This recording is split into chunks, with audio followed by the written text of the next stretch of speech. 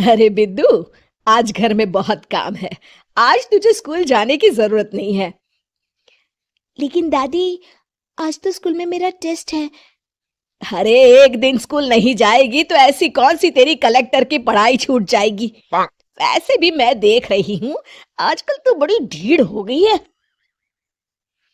अपनी दादी की बातें सुनकर बिंदु नाराज हो जाती है। तभी उसकी माँ कहती है, अरे बिंदु, इतनी छोटी बात पे मुंह फुलाने की क्या जरूरत है। दादी बिल्कुल सही कह रही हैं। लड़कियों को तो घर के काम काज सीखना चाहिए। अरे बहू, रमेश के लाड़ प्यार ने इसे बिगाड़ रखा है। कम से कम तू तो मेरी बात समझती है। अच्छा, मेरी पूजा का समय हो गया है, मैं पूजा करने जा रही हूँ। इतना कहकर रमेश की माँ वहां से चली जाती है। इस तरह बिंदु की दादी और माँ दोनों अक्सर उसे घर के कामों में ही उलझा कर रखते थे।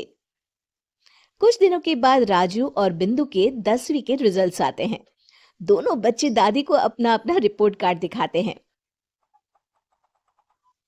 शाबाश मेरे लाल, तू तो बड़े अच्छे नंबरों से पास हुआ है।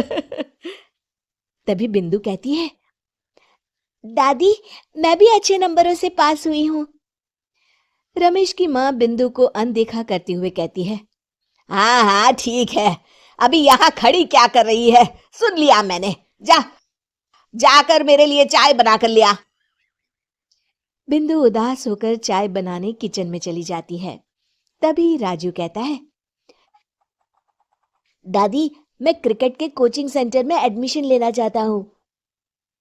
अरे वाह राजू बेटा, ये तो तूने बड़ी अच्छी बात कही। तू कल ही अपना एडमिशन करा ले। जितनी भी फीस होगी मैं दे दूंगी। अरे एक दिन मेरा पोता विराट कोहली बनेगा। इस तरह अक्सर रमेश की माँ अपनी पोती बिंदु के साथ दुर्व्यवहार करती थी। कुछ दिनों के बाद रमेश की माँ और उसकी पत्नी दोनों सास बहू मिलकर राजू का एडमिशन अच्छे स्कूल में करवा देते हैं, लेकिन बिंदु का एडमिशन नहीं करवाते। इस बात से नाराज होकर बिंदु अपनी दादी से कहती है, लेकिन दादी, मुझे भी आगे की पढ़ाई करनी है। अरे क्या करेगी आगे की पढ़ाई लिखाई करके, हैं? आज से ये पढ़ाई का भूत अपने दिमाग से उतार दे। इतना कहकर रमेश की माँ वहां से चली जाती है। उस दिन के बाद से बिंदु की पढ़ाई हमेशा के लिए छूट जाती है और उसकी दादी उससे घर के सारे काम करवाना शुरू कर देती है। इस तरह उसका सारा दिन घर के कामों में ही बीत जाता था। कुछ दिन बीत जाते हैं और एक दिन रमेश छुट्टियों पर घर आता है। बिंदु को घर के काम करते हुए देख उससे कहता है, अरे बिंदु बेटा, तुम स्कूल नहीं गई? पिताजी, दादी ने मेरा एडमिशन कराने से मना कर दिया है। वे कहती हैं घर पे रहकर घर के काम करना सीख। अपनी माँ का ये बर्ताव देख रमेश को बहुत गुस्सा आता है और वो अपनी माँ से कहता है, माँ, ये तुमने क्या किया? आगे की पढ़ाई के लिए स्कूल में बिंदु का एडमिशन क्यों नहीं करवाया?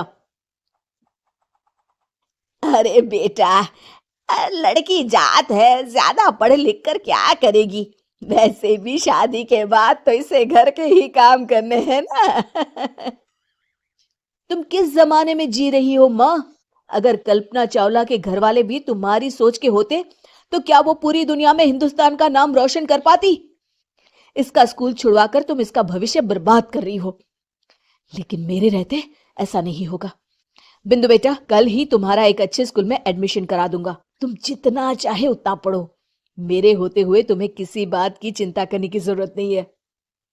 अपने पिता से हौसला पाकर बिंदु खुश हो जाती है और कहती है, जी पापा, मैं खूब मन लगाकर पढ़ाई करूंगी और बड़ी होकर डॉक्टर बनूंगी।